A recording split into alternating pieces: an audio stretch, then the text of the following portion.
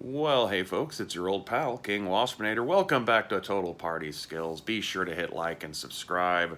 Uh, Hypothetically, this is going to be the first part of a limited series where I'm going to talk a bit about my version of the lore, largely for the main player character races out of the 5th edition D&D Player's Handbook. Um, as just like a example for DMs, kind of in light of all the recent controversies over the revisions and things being pulled out of Volo's Guide to Monsters, and who knows what else is to come in the days ahead in terms of things that are being yanked out of D&D's primary lore.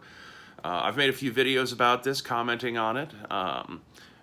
In large part because hey, it's something that's topical right now. That gets a little bit of traction on YouTube, and it's actually somewhat in my wheelhouse. So I don't really feel like I'm speaking out of turn, talking about Dungeons and Dragons and role playing games in general. So, but the irony is that it doesn't bother me so much personally that they're doing that, because I never really used the lore in those books anyway. Those books were handy because, as I've said in other videos, they provide you a bunch of stat blocks for alternate variations of various creatures that are already there in the monster manual. If you want to use more than whatever 2 or 3 versions of orc they have in the basic monster manual, Volo's Guide to Monsters gives you like another 4 or 5. Which, even then, you can just kind of purpose them as you want in terms of like how they're operating and acting and looking, and how your own game world, even if you're using an established setting, it's still your version of it, so it's your game world. You can portray things however you want. Uh, but I don't know. In large part because for a long time I was mostly playing with other like experienced players. And especially because of being involved with Rifts for such a long time during a period when the only people who were willing to play Rifts were people who were already very much into Rifts and had already read all the books themselves too. So in order to be able to like keep them on their toes without just completely making stuff up entirely from scratch and trying to fit it in one of the few little corners of the Rift setting that hasn't already been filled canonically with something, I just developed a habit of just kind of putting my own little spin on how things operate that still like operates within the parameters set out in the book. Like people would often be like, "That's weird," but yet I can't really argue with it. Kind of reaction to some of my logic, and I was also like really fond of sequelizing things, and also like trying to curate and limit what all people are having access to. Like I don't allow the entire bag of character options. I'm figuring out where the adventure's starting and who all is likely to be involved in this kind of adventure, and there's basically saying like that's your list of options, still making a point of making sure there's a broad selection of different categories of character types that people can choose from and all that kind of shit. And it's also, especially in games like D&D, since you have the 2 variables of race and class, just by mixing those 2 together, you have like an insane amount of different character combinations, to create something unique for everyone. So even if you like leave out your druids and barbarians because you want a more city kind of civilized kind of era, or the opposite way around, and you're cutting out like paladins and wizards and stuff and leaning more into the more barbaric friendly classes, because you want a more primitive setting, that all communicates stuff to your players about what the world they're in, the area they're starting off in. Same thing with limiting what kind of races they're starting off with. The thing is like I see some videos, like especially like lately I've seen a couple from RPG Pundit talking about the problem of like players not playing in character right, if there is such a thing. And while it certainly is, from a DM's point of view, very annoying when you're trying to like create an immersive environment and you are wanting people to play with either the established lore of the setting you're using or to buy into your own lore that you have for your homebrew world. In much the same way that the game companies can't actually tell us as DMs what to do and how to run our games, you can't really tell your players how to play. They're gonna do it anyway. The smarter, more experienced, wiser players who have more of a long ball game of wanting to be involved in this hobby will either like see or learn over time that like maybe they should listen to what their DM wants and not develop antagonistic relations, with the person running the game or the other players for that matter. And that, part of the fun of like being, in the game is to like be playing your part right. And so while there's like so much focus in D&D in particular, which is why I'm focusing on this game, there's so much focus on, like NPC villains and monsters, that from all the, the DM focused, books and source books and such, you kind of forgets that, you, as a DM, you're also having to portray all the neutral and positive NPCs too. And how you go about doing that also like vastly shapes how players perceive the world they're in and how they're supposed to operate.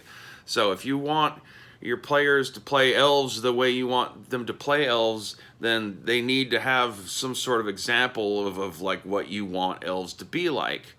And like as I was saying at the beginning, it's like I'm not necessarily a big fan of generic D&D's lore and all this stuff. In my own like way, I find that D&D and other role-playing games can be used to kind of subtly communicate ideas to your players in a non-forceful way. It's just stuff they kind of will slowly pick on. You kind of teach things. You can kind of shape how people think and perceive stuff over time. So how you choose to portray just the basic stock background and habits of your setting is important. In this video, I think I'm just gonna stick to like halflings and elves, because they're a couple of like your basic keystone D&D races that are there. Now, halflings, I know that people are out there who like playing halflings. I almost never have actually encountered them in real life, so I know that's a thing. But thanks to pop culture and literature, your average person who gets into role-playing games is familiar with halflings, aka hobbits, aka kender, whatever you're calling them today. You have a lot of expectations of what they're going to be like, and the Lord of the Rings in particular has kind of subtly hammered in like a subconscious imprint that halflings are important and need to be protected. Since that's, like kind of a good chunk of the theme, or one of the sub-themes, I guess you could say, especially of the Lord of the Rings trilogy, is that, the Shire is this good place that all this stuff needs to be stopped before it can get to the Shire, and that's the whole tragedy of when they do return to the Shire and find out that Saruman had gotten there and screwed everything up in the book. And that's... that's why that's bad, because this whole thing's been setting up of like, that the Shire is like this shining example of just a peaceful, calm life, and that you don't want that snuffed, you don't want that innocence snuffed from the world. You can't let it all just be bleak. So as NPCs, halflings are an ideal damsel race. In my own homebrew setting that I came up with for D&D 5th edition when it first came out, which I've run a couple times now, I focused the entire thing around like the last existing Shire. There used to be a big human empire, blah blah blah. It ended, and then a bunch of orcs invade from the north, and because of like some prophecy they had gotten from Grumsh, they were under the impression that like halflings would somehow be the end of their race, and so they go on this big like long bloody crusade, sweeping back and forth across the human empire, wiping out every little enclave of halflings that were living amongst them, until they get almost up to the very last little like proper Shire, all little area land that's part of the empire on the edge of its borders, up on the frontier, that's just halflings. And before they get there, you have like this final alliance where some of the local dwarves, some of the local elves, and some of the local humans get together, and they defeat the orc army, kill their leader. The last of the orcs are effectively wiped out, aside from a generation of half-orcs that will soon start to appear amongst some of the humans that had special encounters with the orcs as they were pillaging their way across the countryside. And so in that fashion, in a weird way, the halflings were the end of the orcs, because if the orcs hadn't gone on this crazy-ass fight where they were just slowly losing their numbers to attrition just by battling their way through, the falling human kingdoms, because there were still people there, and they still weren't going to like having orcs, sweeping through. So, they would try to defend themselves, and even though the orcs would just kind of like bowl their way past everyone, some of them would die as they went, and it takes a while to, clear off an entire map of halflings until you just only got one last little hexagon up here in the corner that has a halfling town in it. So, with all that in the background, set it a couple hundred years later or 100 years later or whatever kind of generic bullshit, you have this last Shire, and the player characters are from like the little selection of races that neighbor them that are aware that this last Shire exists. Around most of the rest of the world, halflings are just assumed to be extinct. And you kind of frame that all so that that's the kind of the hook of why they care about where they're starting off from. Because you have this last little perfect little snow globe of halfling town left in the world, and it's up to you to protect it from the big bad world outside, because oh my god, they could be snuffed out so easily, and then the halflings are gone. So I mean, it's really easy to motivate people to give a shit about that. I've discovered, and like I say, I think a chunk of that is just because of the programming that a lot of gamers have from Lord of the Rings and other fantasy games, and their own experiences playing D&D in the past. It's given them an attachment to halflings that is both like, even if you don't want to play one, you're fond of one. You have good memories of when you were a child and first saw the Lord of the Rings cartoon, or the old Hobbit cartoons from Rankin Bass, or you watched the movies if you're younger and all that kind of stuff as a kid.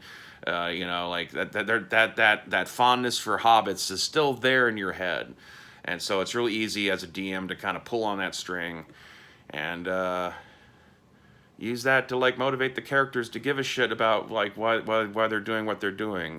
Just going off at first, just having little random adventures, fighting critters on the edges of the halflings' borders and stuff in a fallen, Dark Ages kind of setting outside of it otherwise. The other thing though is like you got to do something to kind of make the halflings kind of unique.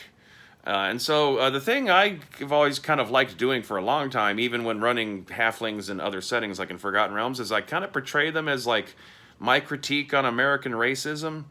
On the surface, they're friendly. They like other races. They trade with them. They're friends with them. They hang out with them. They go on adventures with them. They'll employ them. They'll be employed with them. Halflings have like lived in humanity's shadow for thousands of years and all that kind of stuff. Always with their own little like tiny communities within cities or with little town and hamlets nearby and all that kind of stuff. The thing is subtly though, like their main town and their shire is just built for people their size. Maybe some dwarves might stay there. Gnomes can hang out. Goblins are small enough that that they'd be comfortable there, but it's not really designed for any of the medium-sized and larger races.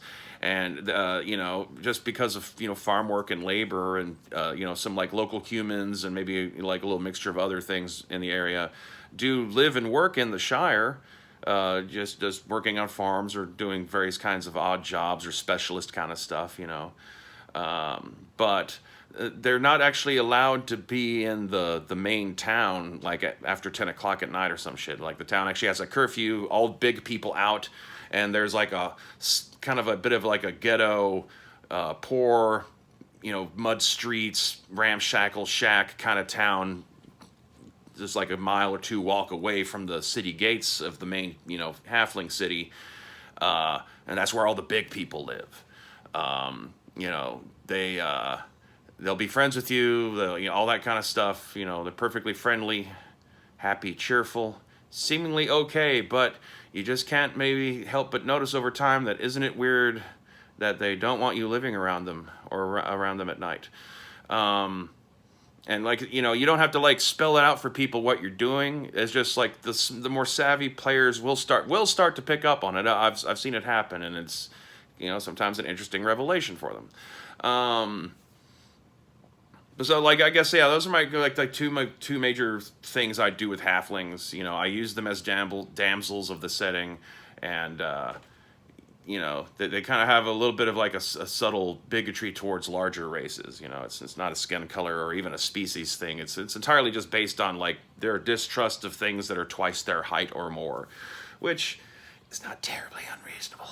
But I mean, because like like if you're gonna have something operate in a certain way in your setting, even if it's not good reasoning, there should still be reasoning, kind of a thing. Otherwise, there's like your players will pick up that it's just a cardboard cutout, and that the more you understand, even if you don't have to tell everybody with exposition all the details, you knowing it makes your portrayal of it seem more real and 3D, and this kind of imaginary mind space that's created between people when we're playing these things.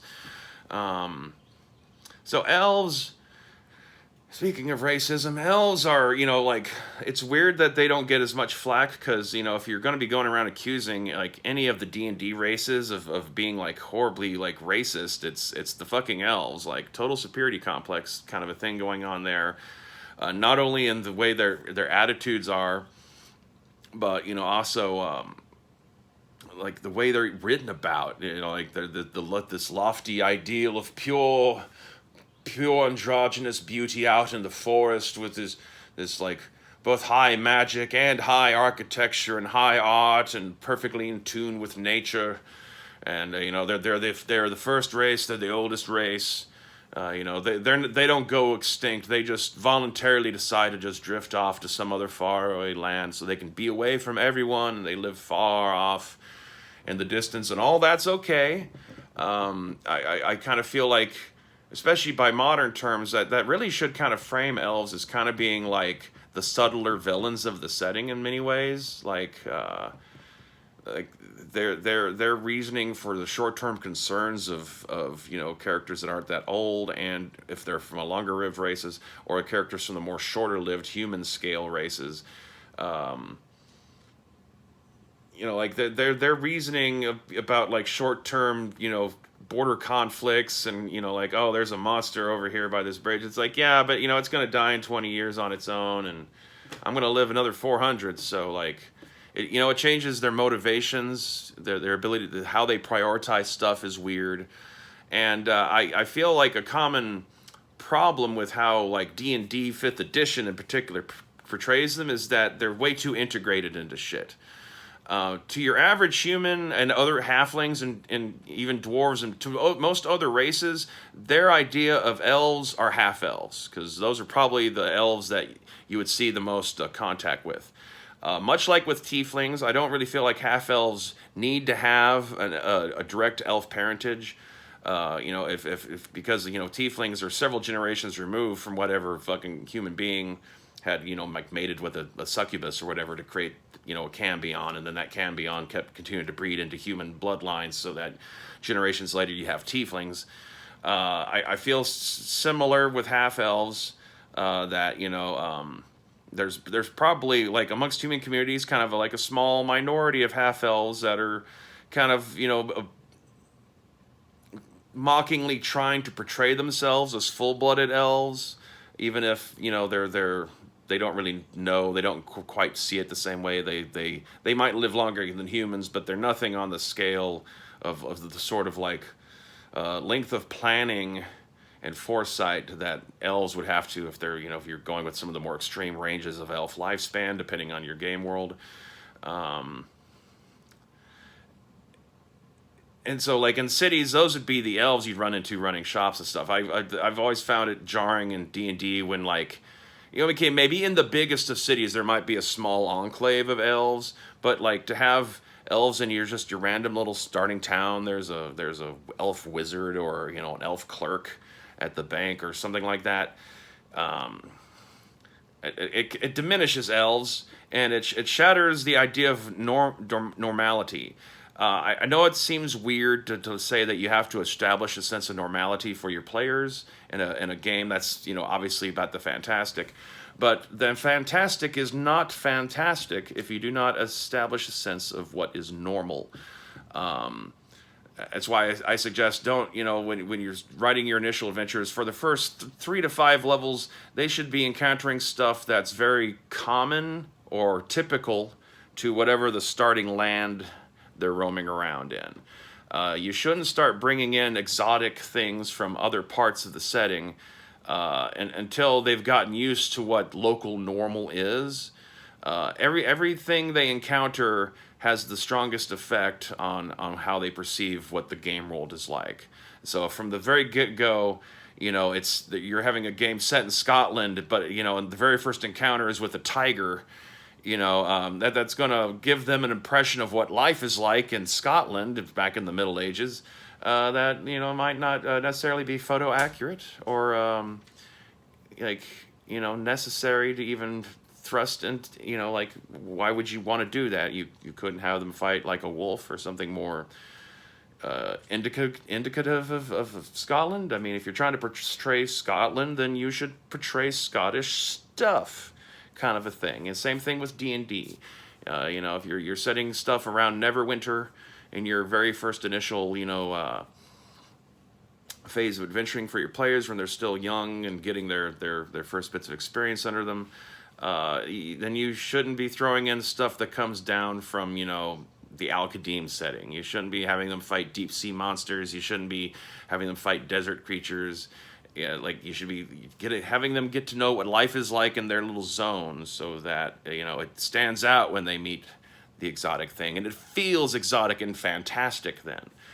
And so having your elves are diminished if you're having every random town has one or two elves living in it. There should certainly be half elves and human and mixed race communities, but the elves should be way the fuck out there, so to say, living deep in the wild, not necessarily living up in the trees unless they're wood elves, but having fantastic cities built up in high mountain valleys or in canyons or in the hearts of massive forests or even deserts, all that kind of shit.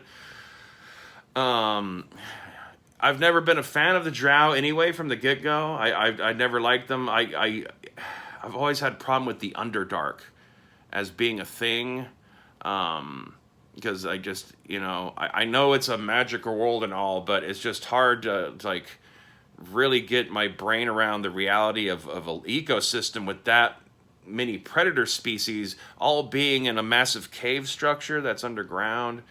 It's just the whole energy cycle of food production bothers me. But okay, I guess you can try to explain it as a hydrothermal vent thing, but without water to,